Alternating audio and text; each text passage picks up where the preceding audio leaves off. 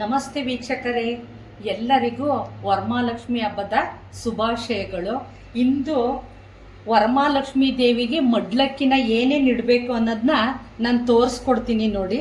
ಮೊದಲಿಗೆ ಅಕ್ಕಿ ಇಡಬೇಕು, ಅದ್ರ 5 ಪಾವು ಅಂತ ಇಡಬೇಕಾಗುತ್ತೆ.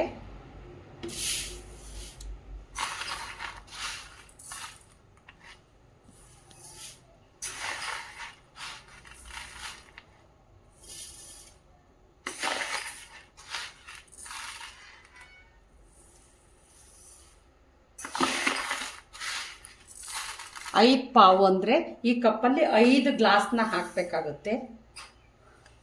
ಹಾಗೆ ಒಂದು ಬ್ಲೌಸ್ ಪೀಸ್ನ ಇಡಬೇಕು. ಹಾಗೆ ಒಂದು ತೆಂಗಿನಕಾಯಿ ನೋಡಿ, ಒಂದು ತೆಂಗಿನಕಾಯಿ. ಹಾಗೆ ಒಂದು ಬೆಲ್ಲದ ಪೀಸು, ಒಂದು ಬೆಲ್ಲದ ಉಂಡೆ ಇಡಿ, ಉಂಡೆ. ಒಂದು ಒಣಕೊಬ್ಬರಿ. ಹಾಗೆ ಎಳ್ಳಿನುಂಡೆ, ಕರಿ ಎಳ್ಳಿನುಂಡೆ. ಹಾಗೆ ಬಿಳಿ ಎಳ್ಳಿನ ಉಂಡೆ. ಹಾಗೆ ಅಕ್ಕಿ ಉಂಡೆ. ಮತ್ತು 4 ಬಳೆಗಳನ್ನು ಹಿಡಿ. 4 ಬಳೆಗಳು. ಹಾಗೆ 2 ಎಲೆಗಳು, 2 ಅಡಿಕೆ, 1 ರೂಪಾಯಿ ಕಾಯಿನು.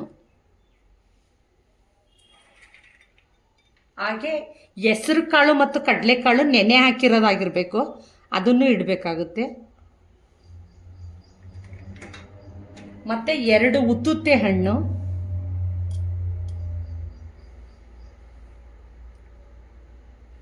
ಮತ್ತು ಹೂವು.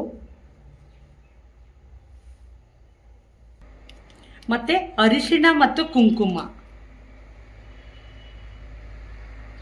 ಇಷ್ಟು ವರಮಹಾಲಕ್ಷ್ಮಿಗೆ ಮಡ್ಲಕ್ಕಿಗೆ ಇಡುವಂತಹ ಸಾಮಗ್ರಿಗಳು. ಧನ್ಯವಾದಗಳು.